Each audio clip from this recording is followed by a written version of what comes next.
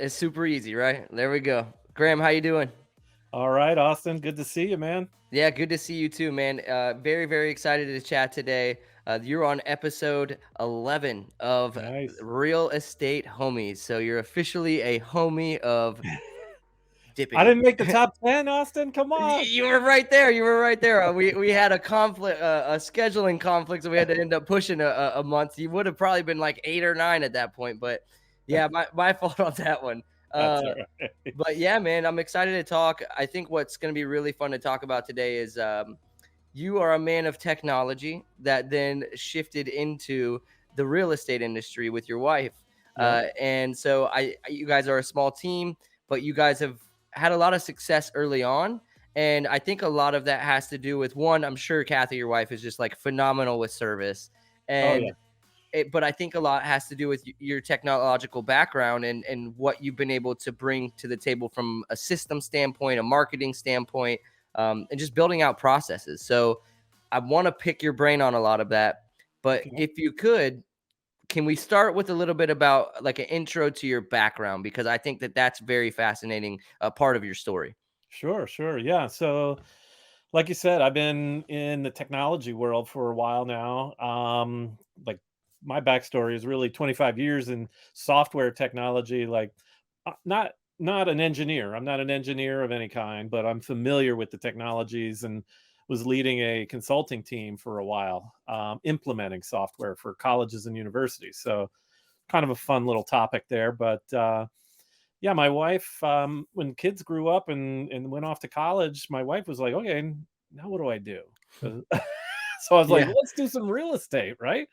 And she said, "Okay." She had some fear or whatever. I'm like, but as soon as she started doing it, going through the training and everything, this is about 3.5, 4 years ago now, probably 4 years ago. Um, I got really into it myself, right? So I said, "Okay, I'm going to learn in parallel." She got about 6-month head start on me, and then um, I just started listening to the diving into the podcast like this, and reading every book out there, the bigger pocket stuff on investing to how to run a real estate business from the red book, MREA, all that kind of stuff, right? I just dove in. That's just the way I am, and started, even going on the open houses and so on. So finally I said, all right, I got to get licensed. And then next thing I know, I'm still running a software consulting team, and then kind of, well, I'd say part-time, but really full-time second job was real estate. Like I just found myself enveloped in it, one to help my wife really get started, but then also just because I loved it. I thought it was great. And then just actually just in August, this past August. So we had some success running like in parallel where I was doing that with her. And I was just getting to a point where it was like tough for me to scale anymore. Right. And I could see that I was getting on edge, and I was like, oh, Kathy, that's her name. I'm like, oh my God, I can't do that today. I got to do this, whatever.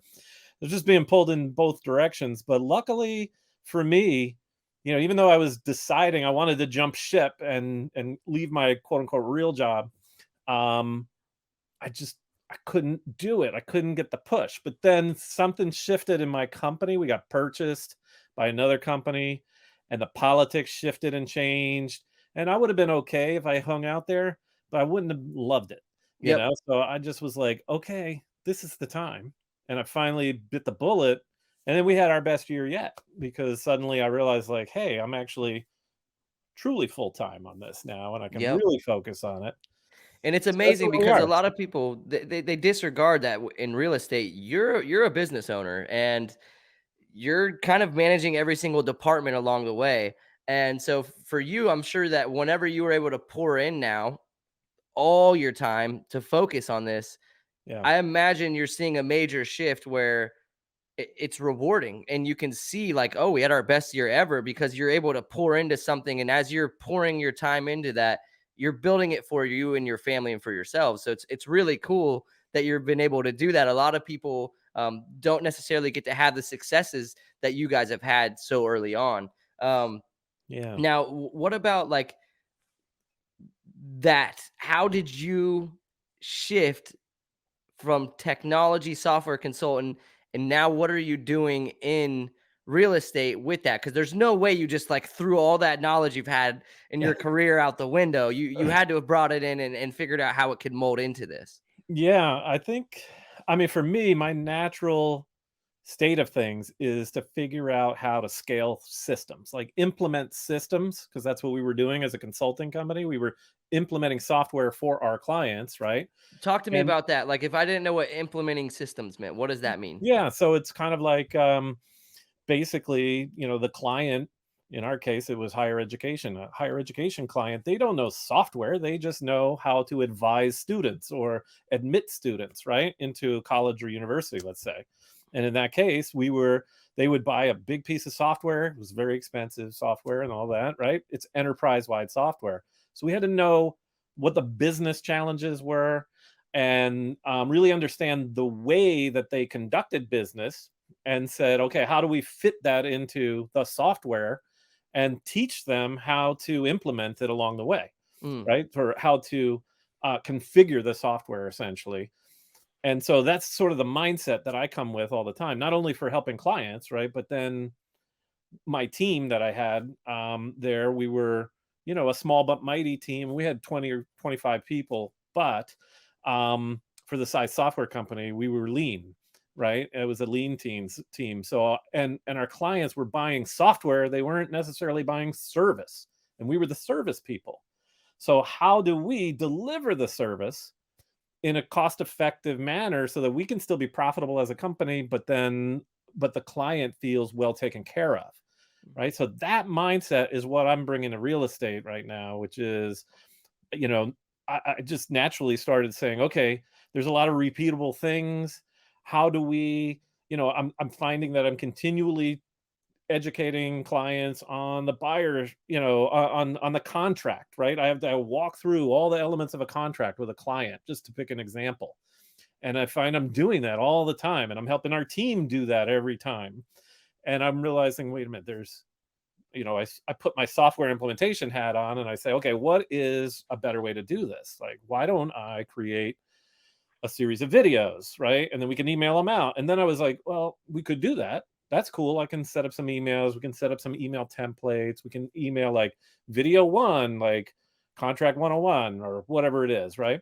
And then I was like, actually, why don't I make an online course for this thing? Right. And What? so, Okay. because I see these online courses out there for other businesses, and people are usually trying to make money off the course. But I'm like, I don't need to make money off the course. I need to make money off the buyer. So why don't I use this as a service? So I'm in the process of, evaluating some software around course management, right? How do I Mm. manage courses and create courses?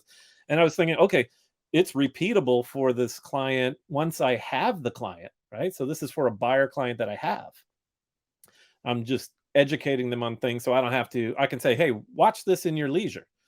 But what if I did, home buying 101 as a lead gen course, right? Instead, I know a lot of agents do webinars or, in-person seminars, which is great. And we need to do those. And that's something that we've got on our list. But I was like, well, what if we did an online course and we could just register people into the course? And then track and follow up with them as they're going through the course. Or, hey, I noticed you got stuck on module 4. Like, how can I help? Blah, blah, That's an blah, right? awesome lead generation idea, man. Now, have you found the software that you're looking at for that right now? I think so. I'm looking at Teachable right Okay. now, and I think Teachable has like a free version for if you're not charging. Like as soon as you want to charge for a course, I think you got to start paying, right? Yep. That's the business model of most of these online course companies. I was looking at that. I was looking at Podia is another one, and then Thinkific is another one. Have you seen Kajabi yet? Oh yeah, yeah. I did see Kajabi. I don't know why I don't have them in the top of my list, but I should look at that again. Yeah, well, the ones you've said are all great. So, but look at Kajabi too. I feel like that's one that it's become very popular as well. Okay. But yeah, no, it's really cool that you're taking that angle because I think that that's a great process to implement in your business where you're seeing the repeatable things Yeah. and you're automating them in some sort of way. What tools do you use for automation? Just like the foundational tools that we have in place. From a CRM point of view, we have Follow Up Boss. And then sort of wrapping around that, I guess I would say we have, our website, Agent Fire website that we have. And then, from a marketing perspective, of course, we're with you guys at Dippidi. So Yes, loving that. We just launched a new seller ad today. So we'll see how love that that. goes with your Yes, team. So that's going to be cool to watch and try to dial in, right? exactly. And test to some extent, right? Because you always have to be testing these things. Um, those are like the core. I would call those the core three that we really, without those, we're dead. We have nothing going on, right? Like other than our sphere, right? We can Right, right. protect our sphere and stuff like that. But to really try to grow beyond the sphere, although we need to do a much better job with our sphere than we're doing right now. And we are looking at like how do we automate some things around that, and then also some things you just can't automate because they're your friends and family Right, sometimes. yeah, yeah, So you don't want they're gonna be to like, "Wait a second." you don't want to This look automated. Yeah, exactly.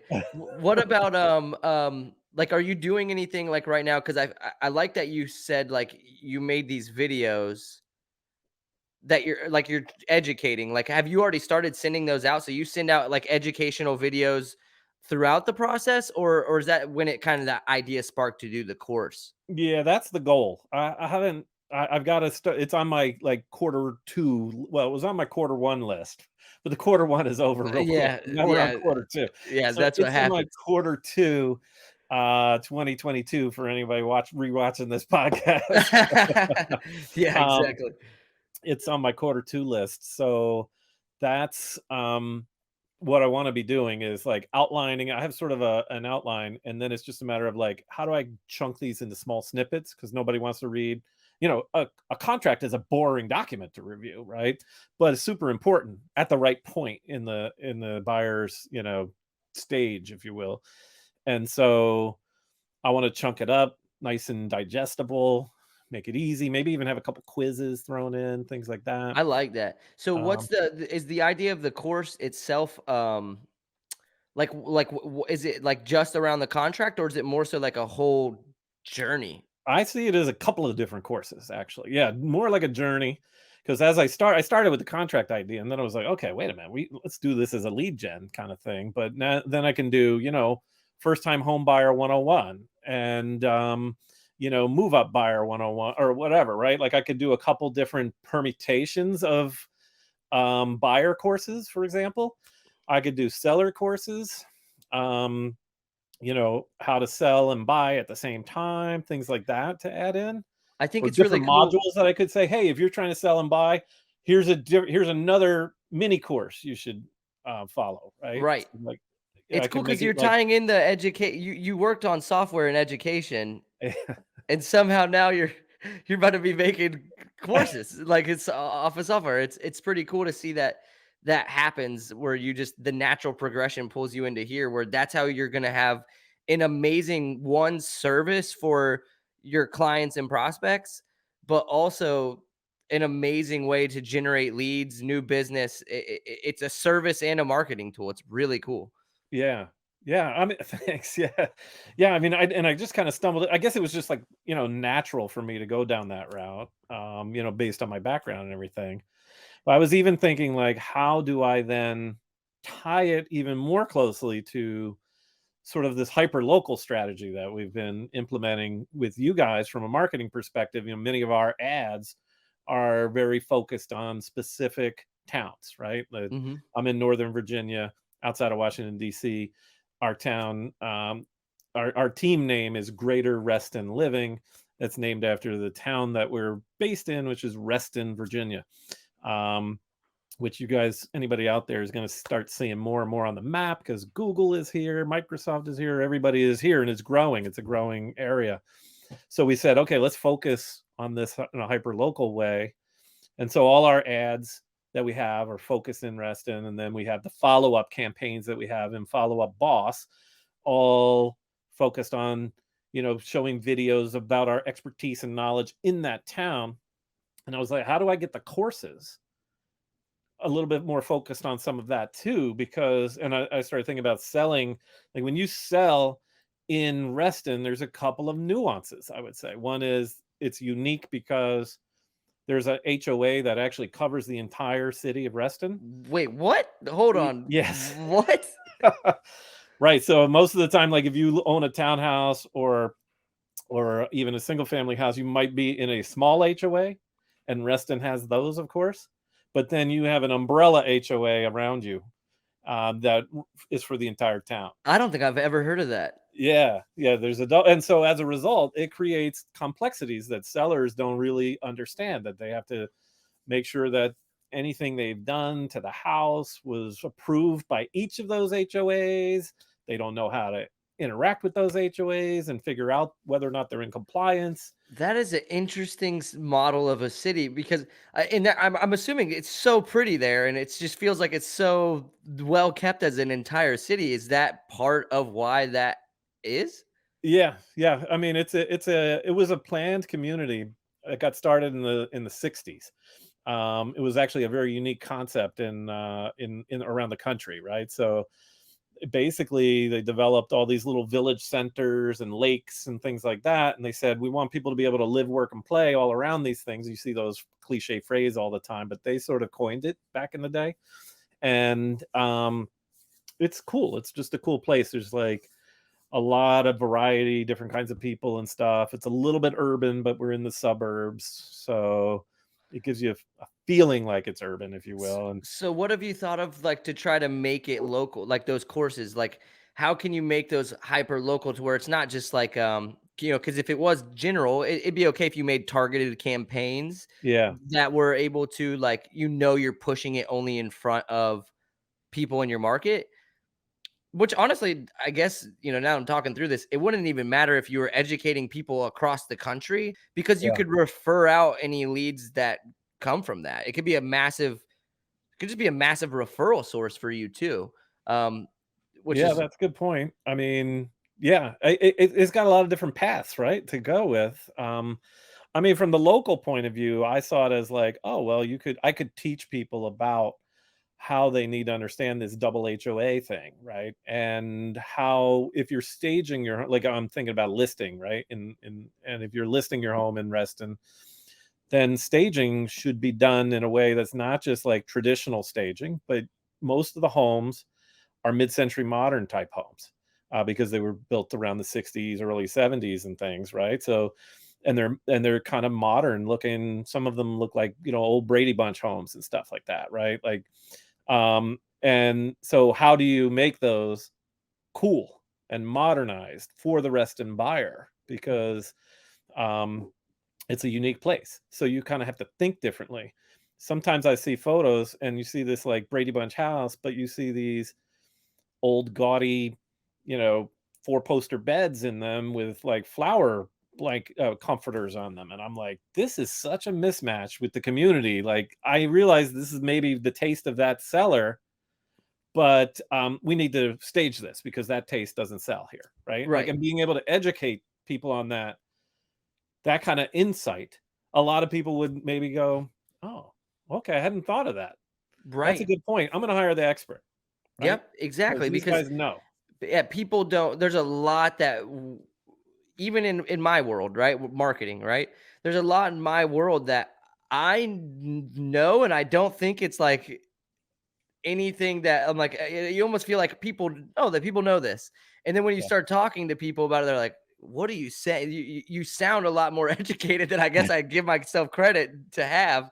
But it's in the same world in real estate, right? Like people don't know the value of staging. People don't know what happens with, I didn't even know double HOAs exist. So people don't know that. Right. And so, Right. like, but you do. A lot of times we all as people keep information to ourselves, not realizing it, one person seeing it could really impact their day or impact their mindset or insight on what they're trying to do right now. Yeah. So I think it's going to be really cool for you. I'm excited that once you have the course, now I know you're doing this. One, I think it's cool that this whole episode's pretty much been talking on that idea, but now we'll be able to like kind of jam out together on the aftermath and figure out like, all right, how are we going to advertise this Yes. for you? Because this can be a really cool campaign. Yeah. Yeah. Yeah. I'm looking forward to that, right? Yeah, absolutely.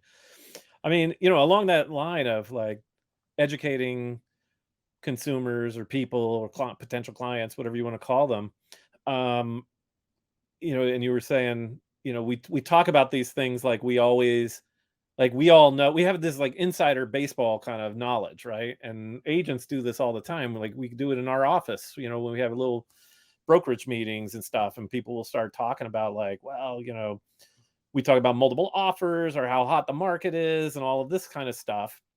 And then we start assuming that all the clients understand those same things.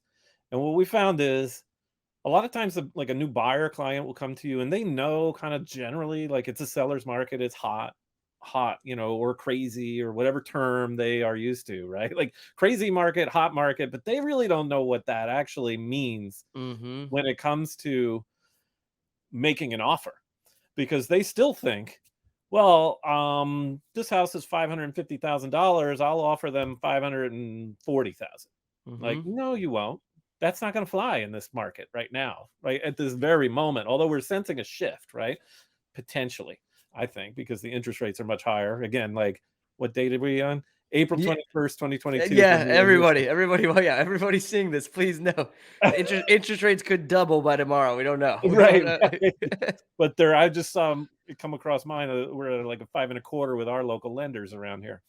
And so the sense is that's shifting a little bit, right, from people, but we're still seeing some, you know, crazy number of offers on this listing, and then this listing sat. Like we're in that kind of transition mode, I think. Actually, I wanna dive deeper on that because obviously I'm just a marketer. I'm not in these deals. Like, Yeah, so what what's happening as of, like, these interest rates jumped to 5.2 recently, yeah. and so what's happening? You're still seeing multiple offers with people that have 5.2 interest rates? I think there's still some because there's I think what happens is like when you start seeing these shifts, which I feel like I don't have the data to support it right now, and I'm an old data integration implementation guy, right? So I like to have the data, but we're usually like a month behind in real estate data most of the time. But the sense that I'm getting just from our day-to-day interactions with people, and then also in talking with other agents in the area, is maybe we're starting to see a couple of price reductions. Maybe we're starting to see a house sit for a weekend, you know, longer than a weekend. And, you know, but the ones that are still priced right, a little bit under a little bit under the median for that particular type of home. And, you know, that looks like Pottery Barn or HGTV or something, then that's still going to get multiple offers. And I think there's still a lot of the demand from buyers that were out there when it was 3.5 or 4%. There's some of them that are staying with it, right? And they still need that home because they still had something driving them to buy a home. Mhm. But maybe some that were dipping their toes in might withdraw a little bit, right? Yeah, you're looking at people there had to be people that sold their home, got the equity out of it, and were kind of, like, sitting and waiting to find the home they liked, Yeah. and then the interest rates go up, and they're like, "Oh, no, like, we better get in now before they keep going up," right? So now it's I bet there's some people like that out there as well. I mean, there's a gazillion situations people are in, right? So Yeah. it's hard to dictate, but where do you see it heading, Mr. Data Guy? Not that Yeah. you're no Nostradamus, I get it, but where do you what's your opinion? Everybody likes it's one of my favorite questions. What's Yeah. your Yeah. opinion? I Where do get you like see it everybody. going? I have one. I have an opinion, right? I think, you know, it's funny. I do part, I lurk in a lot of the Facebook groups and stuff where agents are, the traditional ones everybody sees. And you'll see like people talking about market crash or something. And then there's enough people on the other side that say, are you crazy? It's not going to crash. It's not like it was in 2008 and all that sort of thing, right? I guess I'm generally in that camp. I don't see it crashing. But I do see it potentially stalling a little bit. It seems to me that there's still going to be a fair bit of demand simply because when I look at the data, there's, I don't know, anywhere between 4 and 7 million homes, you know, gap in this country, right? So if you look in the country, like we just need 4 to 7 million more new homes based on the data I've seen from NAR and other people. Um, so that seems to me like there's built-in demand. Now, the interest rates come out, get higher, if they go up to 6 and stuff, I think forget it. It's gonna really start to stall and slow. But, um, if they stay low 5s, then I think that what we'll get is probably enough buyer demand out there still, and then we'll probably have even lower inventory because I think there's some people who refinanced and or bought, a year ago at 3.5 or 2 years ago at 2.5 or 2.75 or something like that, that are gonna say, "I'm not getting rid of this 2.75 interest rate I have. The interest I'll sit rates are on this." becoming the gold now, right? Like everybody's Yeah, kind of like, wait a second.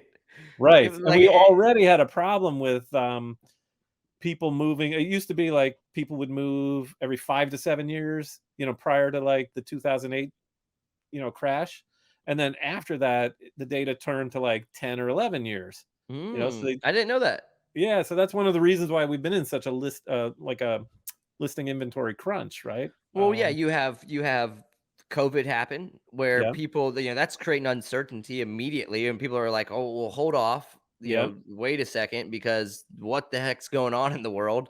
yep, And then you have the interest rates drop like that, which creates massive buyer demand, but the uncertainty is still there. right, So it's like, yeah, yeah. it got weird, right? Um, and it's still weird. I don't know if it'll ever be unweird again, I know. Exactly. but hey, man, I want to thank you so much for jumping on. It's been fun.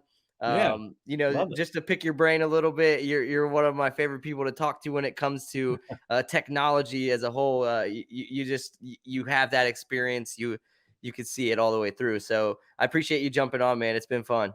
Absolutely love it, Austin, anytime. Thank you, man. Maybe Absolutely. maybe we'll come back and talk about the success of those courses, so it'll give me Yes. some incentive to actually do it, right? Like, so That's what now I we'll gotta do. We'll do it. You do the course. You bring us the course. We'll see it. We'll make an advertising campaign, and we'll do a case study next awesome. time. How There about you that? go. Sounds Sounds good to me. awesome, Graham. Good seeing you, man. Yeah, you too. Thanks.